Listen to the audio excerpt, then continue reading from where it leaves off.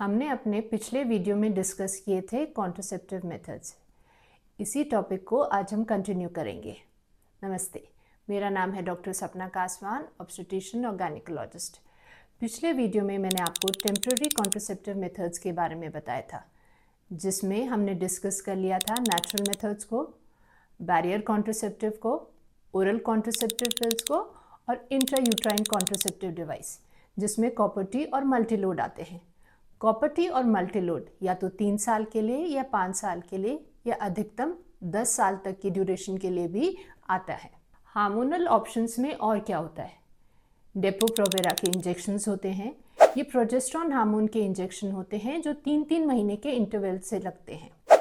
इस इंजेक्शन का फ़ायदा क्या है? अगर कोई महिला कॉपर टी या मल्टीलोड नहीं लगवाना चाहती है तो ये इंजेक्शन लगवा सकती है। अगर रेगुलरली ओरल कॉन्ट्रासेप्टिव पिल्स लेने में दिक्कत है तो भी ये एक टेम्पररी मेथड कॉन्ट्रासेप्टिव का बहुत अच्छा है। इस इंजेक्शन के नुकसान क्या होते हैं? क्योंकि ये हार्मोनल इंजेक्शंस है तो कुछ महिलाओं में बीच बीच में स्पॉटिंग होती रहती है। कुछ महिलाओं में ये भी देखा गया है कि 3 महीने तक कोई ब्लीडिंग ही नहीं होती। अगर लगातार इस इंजेक्शन के 3 या 4 डोज ले लिए जाएं तो कई बार इंजेक्शन बंद करने के बाद भी पीरियड्स रेगुलर नहीं आ पाते हैं।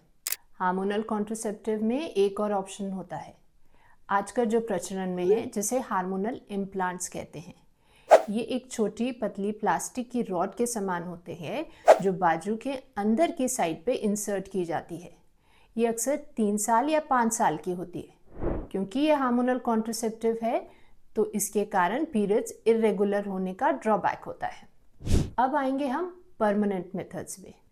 परमानेंट कॉन्ट्रासेप्टिव मेथड्स वो मेथड्स होते हैं जब एक कपल को लगता है कि उनकी फैमिली कंप्लीट हो गई है और उन्हें आगे कोई प्रेगनेंसी नहीं चाहिए।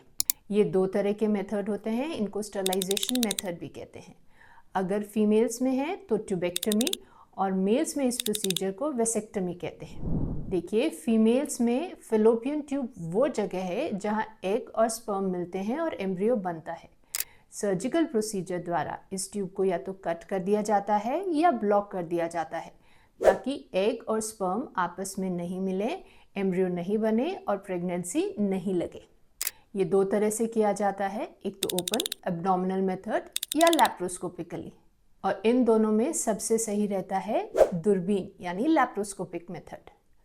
ट्यूबेक्टमी कब करवा सकते हैं? अगर डिलीवरी नॉर्मल हुई है तो डिलीवरी के 48 घंटे बाद ये प्रोसीजर कराया जा सकता है या फिर 45 दिन बाद। अगर सिजेरियन के द्वारा डिलीवरी हुई है तो ये प्रोसीजर सिजेरियन के दौरान ही कर सकते हैं। क्योंकि पहले 2 साल में बच्चे का ब्रेन डेवलपमेंट हो रहा होता है तो अक्सर डॉक्टर जब बच्चा 2 साल का हो जाता है उसी के बाद परमानेंट स्टरलाइजेशन पे जाने की सलाह देते हैं। इंटरवल स्टरलाइजेशन यानी जब पीरियड्स रेगुलर आ रहे हैं और पीरियड्स के 5वें या 6ठे दिन लैप्रोस्कोपिकली ट्यूबेक्टमी करी जाए। मेल पार्टनर में जो परमानेंट मेथड होता है स्टरलाइजेशन का, उसे वेसेक्टमी कहते हैं। इसमें वासा डिफरेंस, ये वो ट्यूब होती है जिससे स्पर्म सीमेन में मिलता है। इस ट्यूब को कट या ब्लॉक कर लिया जाता है। ये एक डे प्रोसीजर है, उसी दिन छुट्टी कर दी जाती है और उसमें दर्द बहुत कम होता है।